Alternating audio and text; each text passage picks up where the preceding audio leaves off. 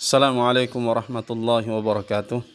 Alhamdulillah wassalatu wassalamu ala Rasulillah wa ala alihi wa sahabatihi wa man tabi'ahum bi ihsanin ila yaumiddin. Ikhwani wa akhwati fi din, azzakumullah. Pada kesempatan yang berbahagia ini kita akan berbicara sedikit tentang masalah menghadiahkan pahala kepada orang yang telah mati.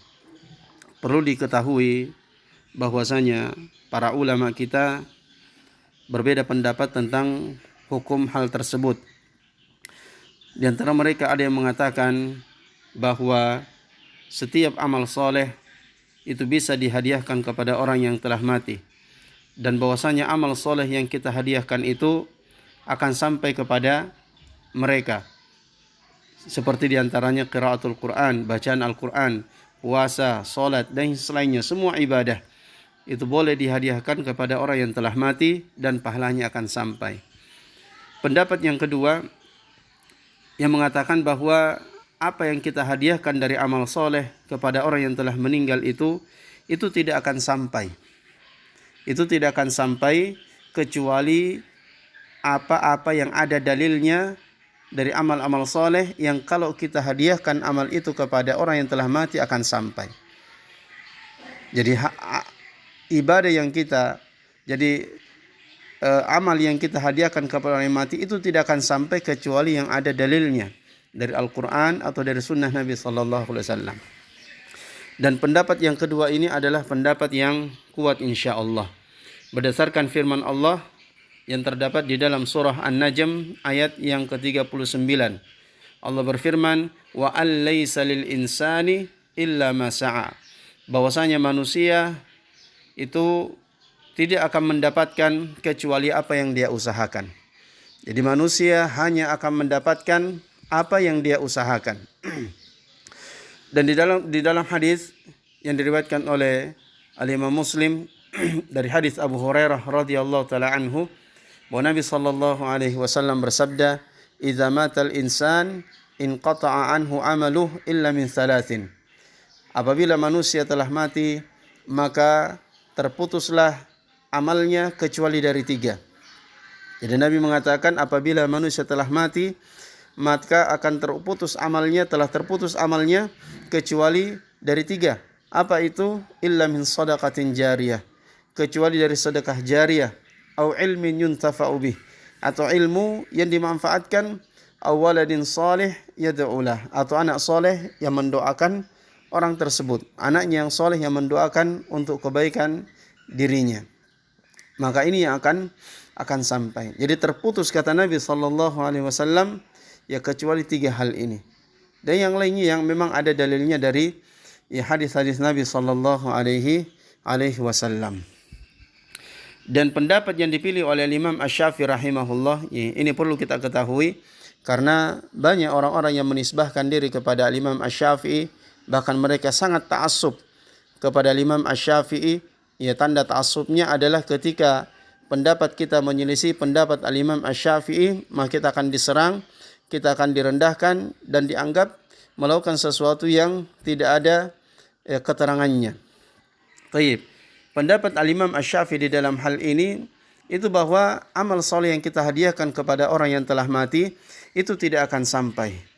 Ya, sebagaimana yang dikatakan oleh Al-Imam Ibnu Katsir rahimahullah di dalam tafsirnya, ya tafsir Ibnu Katsir. Beliau ya ketika menjelaskan firman Allah dalam surah An-Najm tadi, ya di ayat yang ke-39, wa allaysa lil insani illa ma sa'a, dan bahwasanya manusia tidak akan mendapatkan kecuali apa yang dia usahakan, apa yang dia kerjakan. Jadi yang akan dia dapatkan itu apa yang dia usahakan, apa yang dia amalkan.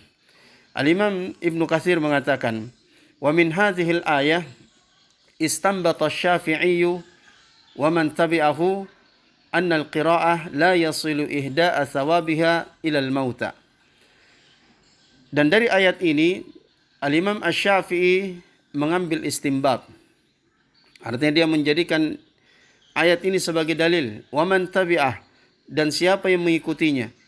Annal qira'ah, bahwasanya bacaan Al-Quran itu la yasilu ihda'a thawabiha ilal mauta, tidak akan sampai penghadiahan pahalanya kepada orang yang telah mati.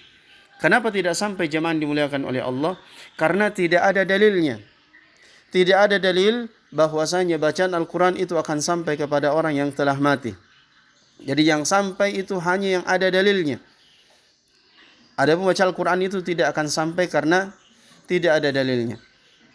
Kemudian kata Imam Ibnu Katsir, li'annahu laysa min amalihim wala kasbihim. Karena bacaan Al-Quran itu bukan bagian dari amal mereka dan bukanlah usaha mereka. Walihadza lam yandab ilaihi Rasulullah sallallahu alaihi wasallam ummatahu wala hassahum alaih.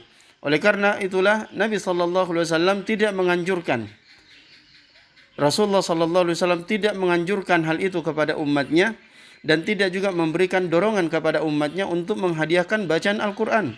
Wala arsyadahum ilaihi binassin wala ima'in. Dan Nabi SAW juga tidak memberikan bimbingan kepada umatnya dengan dalil, dengan nas, dan tidak juga memberi isyarat tentang bolehnya menghadiahkan bacaan Al-Quran kepada orang yang telah mati. Kemudian kata Imam Katsir, walam yunqal an ahadim minas sahabah radhiyallahu anhum. Itu juga tidak pernah dinukil dari seorang pun sahabat Nabi sallallahu alaihi wasallam. Walau kana khairan. Ibnu Katsir mengatakan seandainya hal itu baik, la sabaquna ilaih.